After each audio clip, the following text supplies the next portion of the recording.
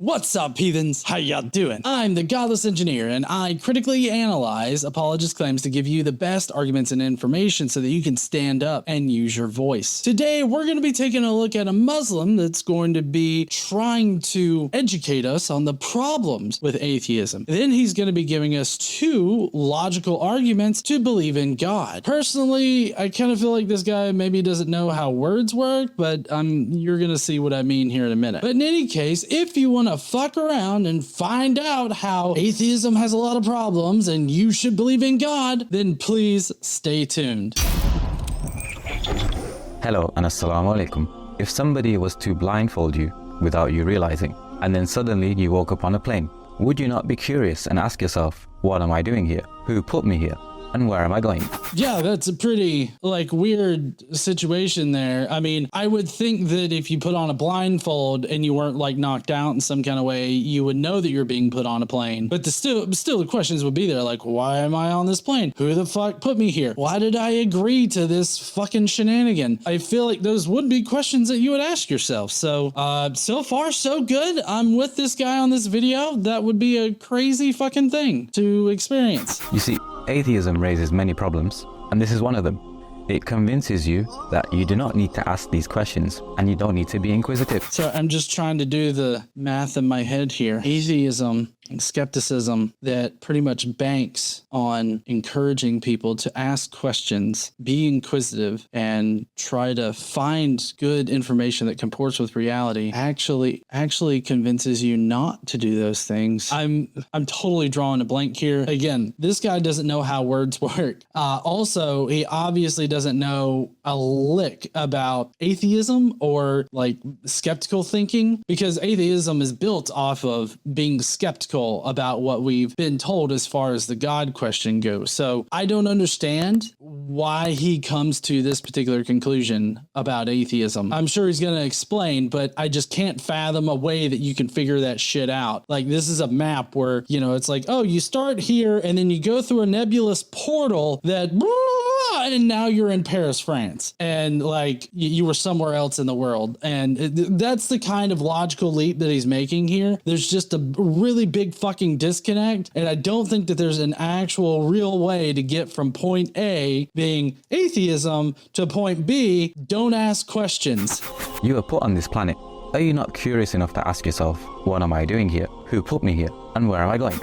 Well, I mean, I feel like all of those are leading questions, they're begging the question. But if you're coming out of religious faith, or you are religious and you're, questioning things, yeah, sure, you're going to ask those things. But see, the thing is that atheists become atheists after they ask those questions and they don't find good answers for them, as far as answers that comport with reality, answers that make logical sense. And so it's oh, well, maybe nobody put me here and this is all just natural. That's one possible solution, and it seems to be the most coherent solution to come to for these questions. But more than that, as an atheist myself, I continue to ask myself these kinds of questions, why does everything exist in the way that it does? And it's a constant search for knowledge and updating our knowledge to better comport with reality. I mean, all of those questions still apply after you become an atheist. And atheism doesn't restrict people from asking questions. I don't know what he thinks atheism is, but it's not fucking restrictive, other than you are an atheist, so therefore you don't believe in God. And that's about as restrictive as you can be. It doesn't mean that you can't ask questions, and it doesn't mean that you can't become religious again. That's happened multiple times. A lot of times somebody's an atheist and then they hear some kind of convincing argument. Can't think of an argument that would be convincing to me, but it's convincing to them, and they become religious again. This is a common story that's been told. Lee Strobel, J. Warner Wallace, I don't know who else, but those are the two most popular ones, are famous for doing it. We will mention 3 problems atheism raises and 2 logical arguments for belief in God. Problem number 1 is the first problem you mentioned earlier. It forces you to be ignorant. doesn't encourage you to ask the questions of what am I doing here, who put me here, and where am I going? He's changed it up a little bit here. You know, this is that whole pivot thing that apologists do, because before it was like atheism restricts you from asking these questions. It's like, oh, well, how does it fucking do that? And so the answer to that question is, well, it doesn't encourage you to do it. Oh, okay. Well, atheism has never been portrayed as encouraging anything. It doesn't even encourage disbelief in a God. It's just a description of your current mental state as far as believing in a God, meaning that you don't. So he subtly switches the vocabulary here from it restricts to it doesn't encourage. So basically, if something doesn't encourage something, then that means it's restrictive, which is not a logical inference here. Like this makes no fucking sense. This would be a non sequitur argument, because you can't get from point A to point B on this one. You're just teleporting there with no logical reason to do it. Second problem is there is no objective moralism. What is objective moralism? Objective moralism is the idea that we know what is considered right or wrong based on God's guidance. We can say murder is wrong because God said so. Does God say murder is wrong? I mean, God, so as far as Islam goes, because he's working in Islam has as many problems as Christianity, if not more. I really haven't tallied up all the problems with both ideologies, but in this particular respect, they have the exact same problem here. God, in their book, does say, don't kill people. But the context of that is, don't kill your fellow people in your religion. This being Islam, and for instance, like, don't kill those people. But this don't murder or don't kill, however you want to phrase this, is very restrictive to just their particular people group, right? Islam, the religion, right? So don't kill people there. It's fine to kill people of other faiths because God directly says that you should wage war on those people in the Quran. God definitely calls for the deaths of those that don't believe in him and orders his people to kill other people. He defined objective moralism like really wrong because he directly ties it in a religious fashion to his holy book. In reality, objective moralism just means that you ground your sense of morality outside of yourself. So it's something outside of yourself is telling you what should be objectively good, bad, right or wrong, and those kind of things. And of course, he sees his holy book as doing that, even though his holy book is really confusing a lot of moral topics. With objective moralism, you have a very confusing handbook there with the Quran, because in the Quran's view, don't kill your fellow Muslim, but you can kill people outside of it. Not like, I guess not wantonly kill, but just those that don't believe, they deserve death. And I mean, just from a very literal perspective of the Quran, I understand that there are plenty of Muslims out there that have been able to reinterpret or look at the Quran in different ways, given different interpretations to things. And they've come away with, implementing a not so violent of an ideology. I get that. But if we're just literally looking at the words on the page, God's very confusing on this topic as far as being objectively moral, because in this situation, it's objectively morally good to kill the unbeliever, right? To kill those outside of the faith, but it's objectively bad to kill your fellow Muslim. And so that's the problem with this particular definition of objective moralism. But also, like I said before, with the Muslims out there, they have found ways to reinterpret their holy scripture to not be such a violent ideology. All religions out there seem to be able to change as society changes. And there are fundamentalist holdouts that try to hang on to antiquated ideas of their ideology. But my point is that in this whole definition of objective moralism, you still have a subjective nature to it. First of all, you're subjectively defining your particular religion as being the objective moral lawgiver. And then 2, you're being subjective in which laws in your holy book apply to you. You pick out the ones that you are comfortable with implementing. Those that are not comfortable or you see as immoral, you come up with an explanation as to why God doesn't want you to do that in one way or another. So you're being subjective all around with your objective moralism there. We can say charity is good because God said so. Without belief in God, you cannot have objective moralism. It's impossible. You are bound by something called subjective moralism. Subjective moralism means that there's no clear guidelines as to what is right or wrong. Well, again, it depends on how you ground your sense of morality. Like, what's your foundation? Normally, people start off with this basic foundation provided to you by your parents and by your society. And then through your experiences, through your life, you mold and change those particular ideas of morality, your moral foundation. So your moral foundation is constantly changing throughout your life due to your experiences. I don't understand him saying that you're bound by subjective moralism, because it doesn't really seem like you're bound by anything. It seems like you're freely open to make up your own mind, decide for yourself what you consider to be immoral and moral and morally gray. So I don't think that this guy understands how being bound by something works, because that's obviously not being bound. You're freely able to explore, your moral intuition. But also something that he said is that you can't know that charity is good without God. I don't understand that fucking at all, because you can come up with naturalistic explanations for why charity would be a good thing. Helping out your fellow man, being a good member of your society, and bettering your society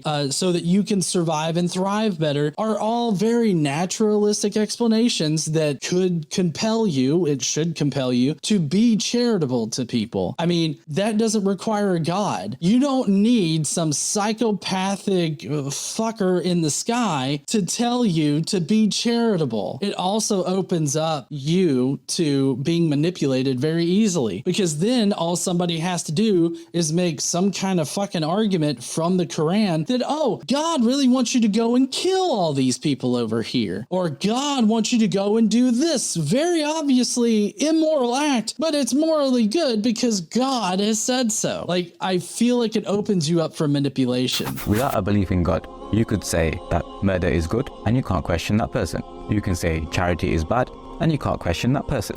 Well, again, we just covered the whole charity thing, but the whole murder is good thing. You can make a coherent argument for murder being good on Islam, because God directly says in his holy book that you should wage war with the unbelievers, and that the unbelievers deserve hell, and that God is going to torture the unbelievers in hell and all this other stuff, and that the only just thing for people that don't believe in God is death. Like, you can make coherent arguments for murdering people as far as our understanding of murdering people. As far as God's understanding of murdering people, it's only murder if you kill people within your own people group. Well, like in this particular case, a fellow Muslim. So just keep that in mind. He's saying things that are obviously not true based on his own ideology. Because without clear guidelines and objective moralisms, there's no such thing as right or wrong. There's no such thing as right or wrong. That's just false. Right or wrong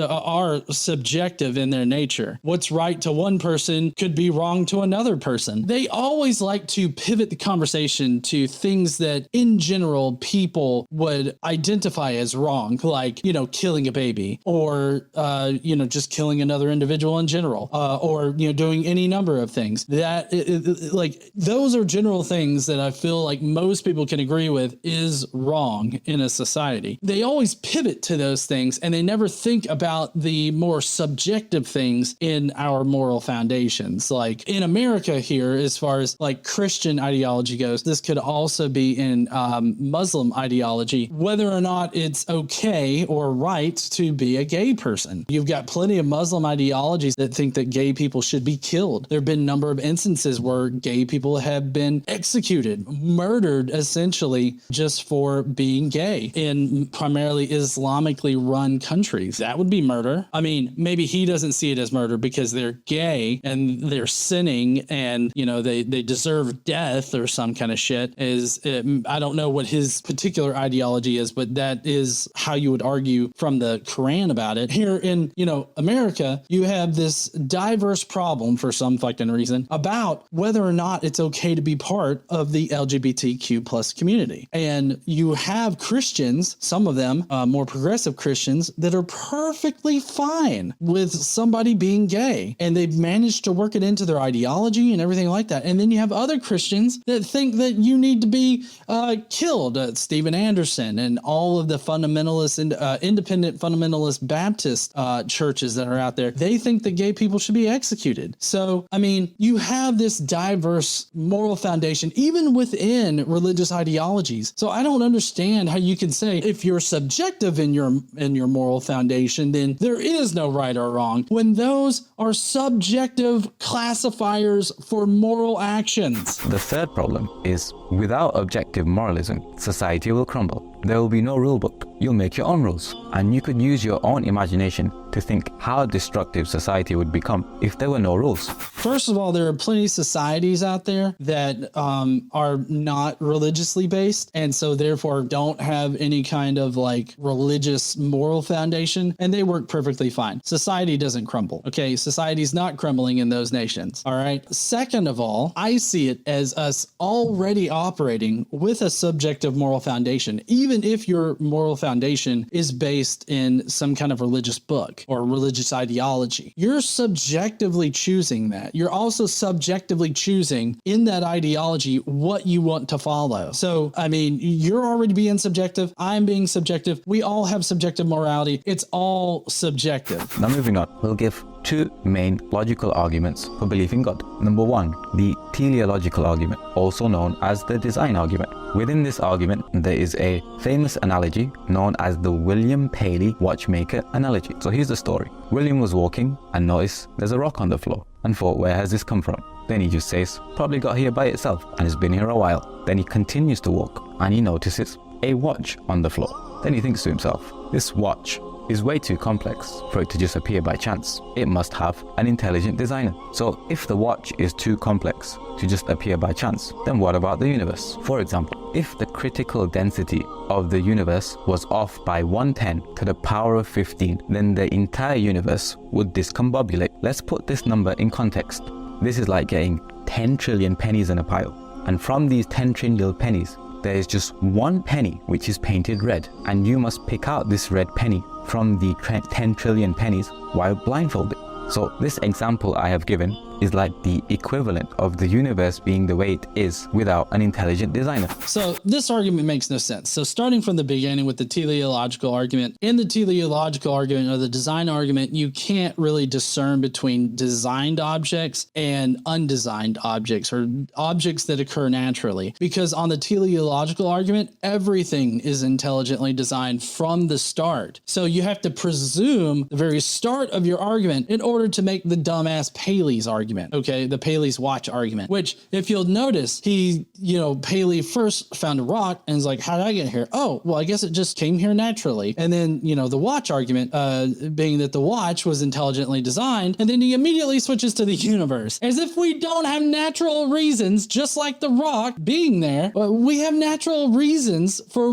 how the universe came into existence, for how the universe formed, for how solar systems formed, how planets formed. All of that we have natural explanations for. So the watch is notably different than the fucking universe. This is what's called an equivalence fallacy. The watch is not equivalent to a rock, and the watch is also not equivalent to the universe. That's the basic problem with the teleological argument, is that they try to compare natural items that we know came about naturally, like flowers, rocks, planets, solar systems, the universe. All those things are natural. And then they compare them to planes, trains, automobiles, like a Lamborghini in a junkyard or some shit, all of that kind of shit. They compare them to obviously intelligently designed items. And so this is a false equivalence. The second argument is the contingency argument. For argument's sake, let's say there are two types of existences. Number one, contingent.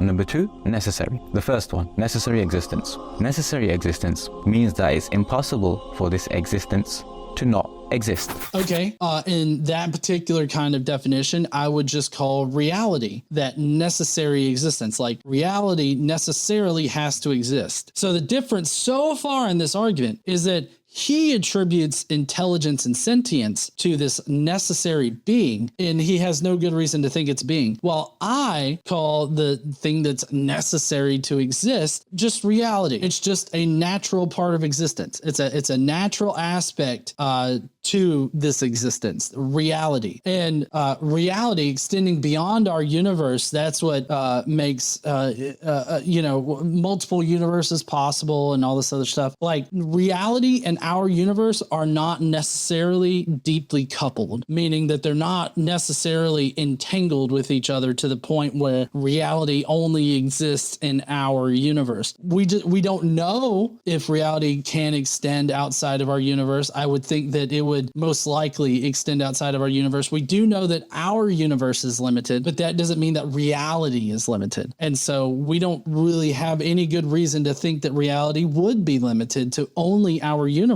So he says it's a being. I say it's just a natural aspect of existence. So that's the big difference here. It's still natural versus magical at this point. Second type, contingent existence, means something which doesn't have to exist and is dependent on something else for it to exist in the first place. It's logically possible that the entire universe doesn't have to exist, and therefore the universe exists contingently. I can agree with this because the universe obviously had an inflation point in the past. We've been able to determine that very naturally through the cosmic microwave background radiation, through the redshift of the stars, through various aspects of our scientific inquiry that has happened so far. We've been able to determine that, yes, this universe inflated at one point, and it inflated from most likely, as far as the best hypothesis that we have right now, is from a fluctuation in a quantum scalar field that it fluctuated from a false vacuum state into a true vacuum state, and then that released an immense amount of energy that then transformed into the matter that we have today. We do know that most likely happened. Like I say most likely, not as if it's questionable, but it's as certain as we can be in science. So I would agree the universe is contingent upon reality existing. Another example, my phone doesn't have to exist, and for it to exist in the first place is dependent on the maker to make that phone for it to exist. Or maybe a better example, the sun. You can't have light shining from the sun without the sun in the first place. Oh, shit. Somebody needs to tell God that in his first few days of creating all of this bullshit here, he had light just, existing without the sun. Where was it coming from? Out of his asshole? We don't fucking know, because he didn't make the sun until what? The third fucking day? Somebody needs to tell God how fucking light works. The light of the sun depends on the sun for it to exist. So this is contingent existence in a nutshell. Now, the universe is made up of parts like galaxies and planets, and the universe is always expanding. This is just basic science. If you argue that the universe was always there without a creator, this raises a logical absurdity and fallacy. You are basically saying that the universe is made up of parts that are all contingent existences until ad infinitum and eternity. Then you're also saying that the universe has been expanding until eternity. But how does something expand without there being a beginning point in its expansion? How does something expand without there being an initiation in its expansion? And how does a contingent dependent being,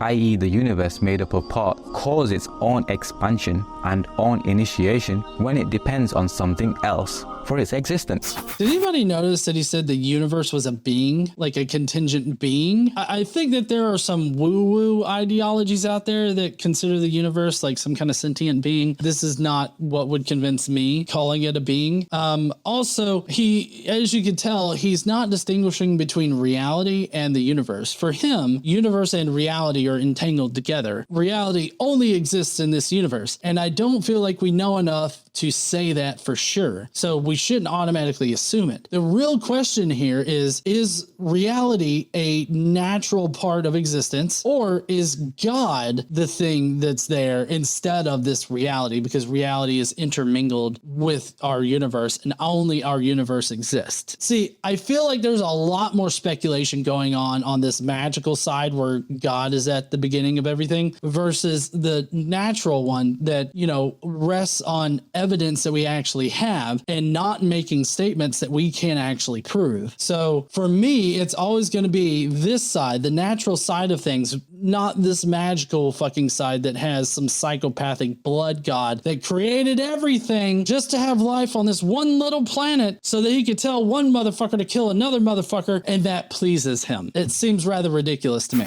Doesn't make any sense. The only logical solution is to stipulate that there is a necessary, self-sufficient, intelligent, and powerful being that is not contingent or dependent upon anything else for its existence, which is timeless and brought the universe into existence. Well, so he's making a lot of speculative assumptions here. One, that the thing that necessarily exists is an intelligent being. Now, I know he's building off of his teleological argument here, being that he sees everything as intelligently designed. So that must mean that there's an intelligent designer behind it. And so I feel like both of these arguments are just basically begging the question here that you have to presume the existence of this intelligent being in order to make the argument that there is this intelligent being. It's just a giant fucking circle jerk of two arguments. This argument is sucking on itself, and the second argument is sucking on itself and sucking on the first argument. And it all leads back to one another in a giant Ouroboros snake thing.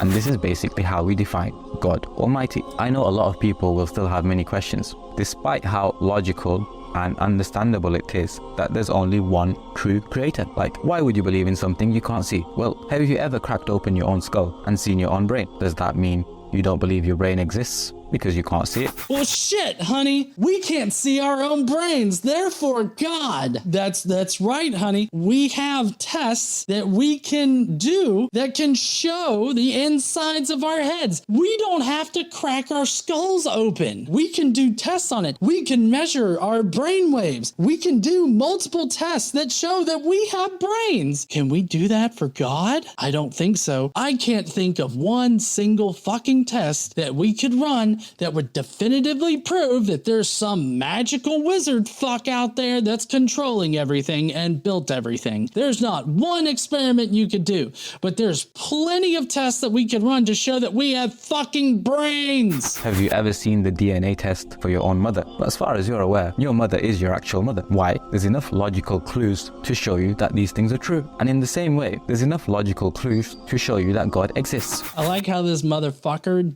act like 23andMe and Ancestry don't exist. You can literally send your DNA off to get sequenced and then matched with people. If you get your mother to do it too, they will match you and your mother if you are your mother's son. So yes, you can see the DNA results that connect you to your family. Has this motherfucker been living under a rock or something? Like, you can't do a DNA test to see your fucking mother. You can do a DNA test. These are tests that we can do to show parentage. It's done all the fucking time. Just go watch fucking Divorce Court. Sir, I need you to go and get a DNA test so you can start paying child support because you abandoned your child. Like, you can't be serious about this. Is this guy a Poe? Because these are like the worst arguments that you can make for why God exists. You know God exists. I like how he ends. Like, his capstone proof is just like, well, you know God exists, right? right? Like, just use common sense. Obviously, God exists. I mean, if your common sense is based off your religious sensibilities that your parents brought you up with, yeah, it's gonna seem like common sense to think that a magical wizard fuck in the sky created everything just so that he could control one particular group of humans on this fucking blue marble. And he could tell those particular groups of individuals to, hey, I need you to sacrifice all these animals so I can smell them. Yeah, smell that meat, baby.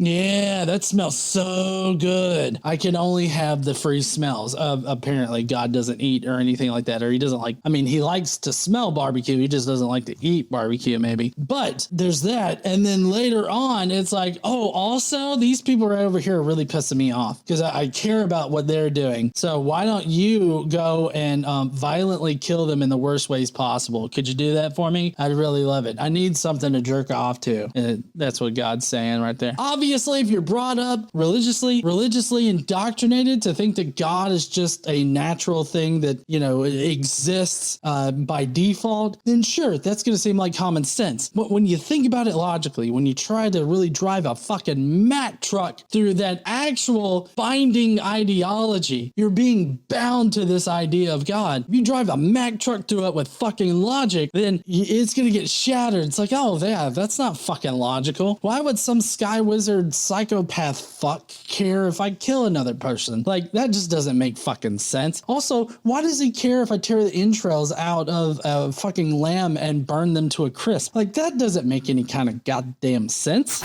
It's in your own natural disposition, fitra, to want to believe in one God. Even if this wasn't enough to convince you, just ask yourself, would you rather live in a godless society where there is no objective moralism, no right or wrong, a society which could just crumble in a second? Well, first off, godless societies don't crumble. We have multiple godless societies in existence, like Sweden, Norway. Those places are not, you know, structured or based on any kind of religious ideology. And for the most part, those countries are not affiliated with any kind of religion. So it's very obvious that non-religious societies do not crumble. Also, this whole idea that there's no right or wrong, that's horse shit too. There's obviously right or wrong. Those are subjective terms that even religious people use in order to describe things. It's just that their right or wrong is whatever's right by what their holy book says, whereas other people, they define right or wrong as whatever violates their own moral foundation, which that moral foundation will probably intersect with the general moral foundation of whatever society that you live in. And those general moral foundations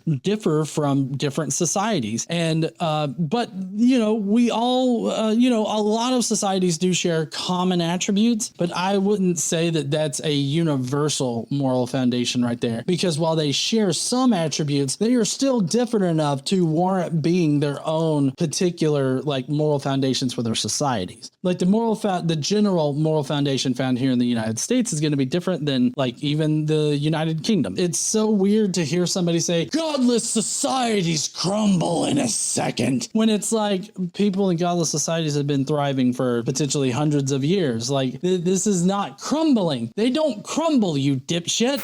Or would you rather live in a society of true law and order that came from God Almighty? I know my answer. Let me know in the comments what's yours. The true law and order from whatever holy book, I don't feel like that's true law and order. Like the law and the order that's provided by the holy books is actually pretty fucked up. And they were created, well, in Islam, they were created in the 8th century, while in Christianity, it was created in the 2nd century, and even farther back in the before the Common Era, BCE time frame, by people who thought they knew how to run a civilization. But part of running that civilization was like, hey, we should definitely own people as slaves. We should treat women as property, you know, trading and bartering with them and everything like that. And also, they shouldn't really have a lot of rights at all. So, you know, there's that. Also, women are very much less than men. There you go. Perfect society right there. As far as like, you know, those ancient peoples go. Personally, I don't think that we should allow